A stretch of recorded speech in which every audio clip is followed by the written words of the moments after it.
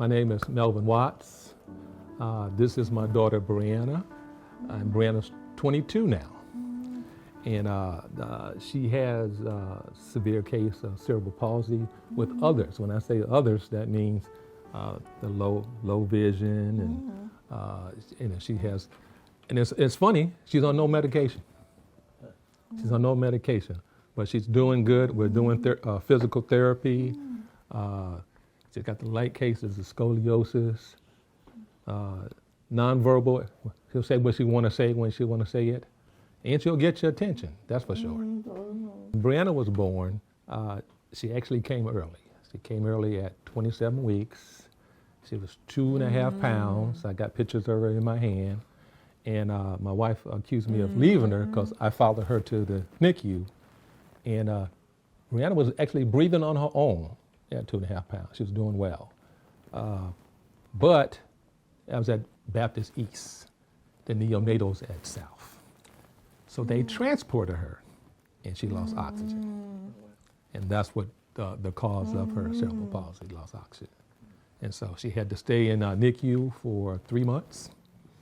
And we was over there, my wife, grandmother, and me on shifts, 24 hours for 3 months. And she had to stay there until she came out. And so that pretty much started our journey. As a parent of a child with somebody that has a disability, we were just lost. We had no guidance.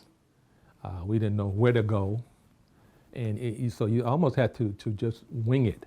And so then when I started networking, I started going to these workshops and conferences, and then you meet other families there that have a child, and some of them, and 9 times out of 10, you'll meet somebody that your child has the same conditions. And then you start talking and say, hey, who did you go see? What doctor did you go see? How did you handle that? In Brianna's case, I wish I could have went a different direction, but I had no choice. I wasn't thinking about guardianship at all because she's my child. What happened was I was up at UAB and we're talking to a doctor, and he said, oh, Brianna's 19. I said, oh, yeah, she is. He said, well, in the state of Alabama at 19, legally they can speak for themselves. I said, okay, well, go ahead and talk to her. I'm trying to be funny because, he knows. And I said, yes, sir, I know that. And I said, I'm trying to work on something. That's when I was looking around for lawyers and everything. And I just, trying to get there. But I said, I told him, I said, I'm working on it. But yes, legally, in the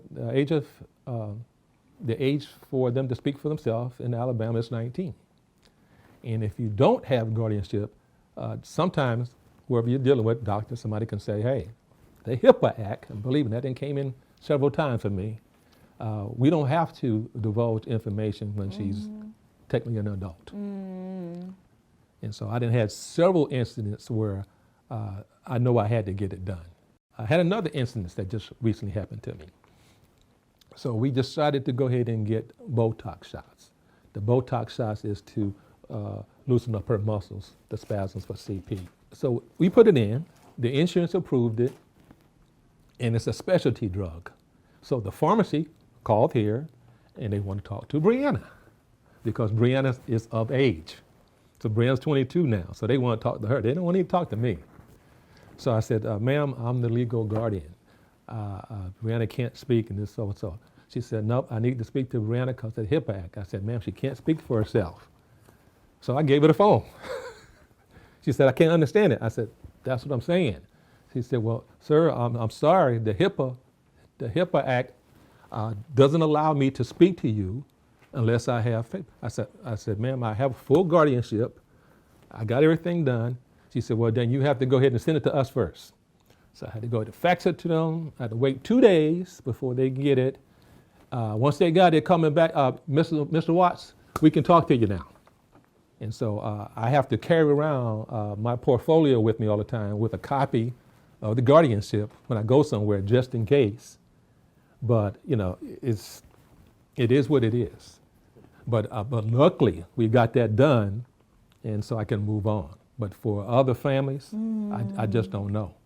The biggest thing that we've learned, and through all the training and everything that we went through, that depending on the child, if they're going through voc rehab and they're actually looking at going to get a job, or they may be going to college. So if they have the ability to do either or, then you're looking at supportive decision making. Because it's all about the individual's ability to make a decision.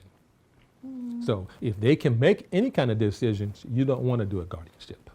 You want to give them a chance to grow and go, and live their life and go a certain direction, and give them some chances to make some decisions. Now, they might not can make all of them, and so that's when you want to come in and you can have the parent do some and help them, assist them with it, but you give them a chance, because like I say, what I heard here for Alabama, just as soon as you go to court, guardianship automatically. Being a guardian is just like being a parent. I mean, you got to do everything. The guardianship has benefited us so much that I don't have to worry about dealing with these doctors. Every time I go to one, whether they're going to want to say, I want to talk to her versus me. Another thing off my plate that I don't have to get done, because I'm working on my last thing working on is a trust. And it's going to always come up when you don't know who you're going to see, as far as a doctor that will say, hey, she's of age, and that's that HIPAA. That HIPAA thing is real big. And the last thing with the medicine, I had no idea that would come into play. But it's going to happen every time, because she's got to get that Botox every 3 months. And they're going to want that telephone call. They're going to want to go ahead and call and say, hey, I need to talk to Brianna. And I'm going to say, I'm the guardian. I need to talk to you for her. Well, sir, yes, it's on file. It's on file now, but it wasn't on file before. So a lot of parents, if they hadn't gone through it yet, it's going to happen.